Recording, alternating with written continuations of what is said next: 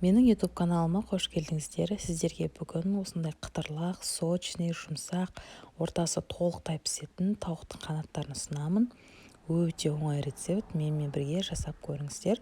Ол үшін бізге осындай тауықтың қанаттары қажет. Керек емес бөліктерін кесіп алып тастаймыз.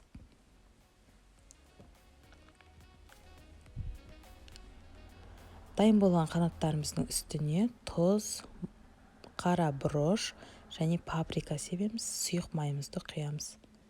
Егер ащы болған қаласаңыздар, қара бұрышын көбірек себіңіздер. Және барлығын толықтай жақсылап араластырып, 3-4 сағатқа мариновкаға жібереміз. Дайын болған тауықтарымызды қуыратын боламыз. Ол үшін бізге ұн, паприка, бұрышты араластырамыз және салқын су. Осылай қанаттарымызды ұнға ұнатамыз. Одан кейін суға бір малып аламыз да, қайтадан ұнға, сосын қызып тұрған майда қуыратын боламыз.